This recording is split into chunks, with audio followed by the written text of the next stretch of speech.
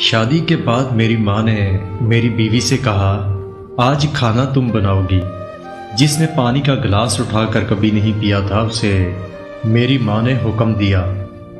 وہ اٹھی اور جیسے تیسے کر کے 3-4 گھنٹے لگائے اور کھانا بنایا، مگر کھانے میں نمک زیادہ ہو گیا۔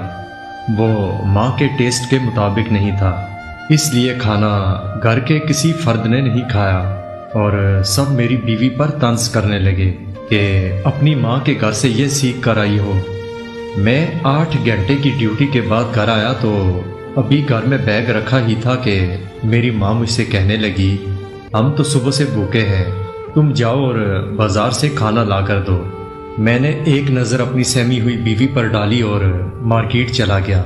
کھانا لے کر آیا تو سب کھانے لگے۔ میں نے اپنی بیوی کا ہاتھ پکڑا اور کچن میں لے گیا اور اس سے کہنے لگا، کیا پکایا ہے آج؟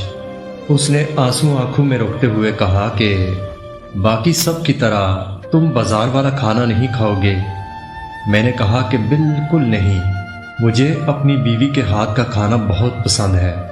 اس نے کچن میں میرے لیے کھانا لگا دیا اور جب میں نے کھانا کھایا تو وہ اتنا بھی بد ذائقہ نہیں تھا کہ کھایا ہی نہ جاتا ہو، مگر اسے اتنا مارجن ہی نہیں دیا گیا کہ وہ اپنی غلطی ٹھیک کر لیتی۔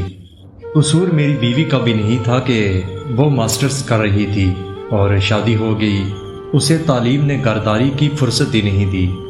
اور قصور میری ماں کا بھی نہیں تھا جس نے ہاؤس وائف بن کے ساری زندگی اپنے بچوں کے لیے اچھا کھانا بنایا تھا۔ پھر وہ عورت بہو کے ہاتھ کا بنا بدمزہ کھانا کیسے کھا سکتی تھی؟ میں نے اسی دن اپنی ماں کی بات بھی مان لی اور اپنی بیوی کے ہاتھ کا بنا کھانا بھی کھا لیا۔ میرے اس ایک عمل نے مجھے اپنی بیوی کی نظر میں ہمیشہ کے لیے معتبر کر دیا، اور اس ایک محبت بھرے عمل کی وجہ سے آج وہ ہر قسم کی ڈش بنانا سیکھ چکی ہے۔ اس دن اگر مارکیٹ سے کھانا نہ لے کے آتا تو ماں ناراض ہو جاتی، اور اگر اپنی ماں کی بات سن کر سب کے سامنے بیوی کو ڈانٹ دیتا تو وہ شاید مجھ سے بدگمان ہو جاتی۔ رشتوں میں بیلنس قائم کریں اور اتنا مارجن ضرور دیں کہ لوگ ایڈجسٹ ہونا سیکھ لیں۔ محبت کے جذبے کو کبھی ختم نہ ہونے دیں، کیونکہ میاں بیوی ایک دوسرے کا لباس ہوتے ہیں، اور لباس خراب ہو جائے تو بڑے بازار میں اتارا نہیں جاتا، پیوند لگایا جاتا ہے۔ رشتوں میں بھی پیوند لگائیں۔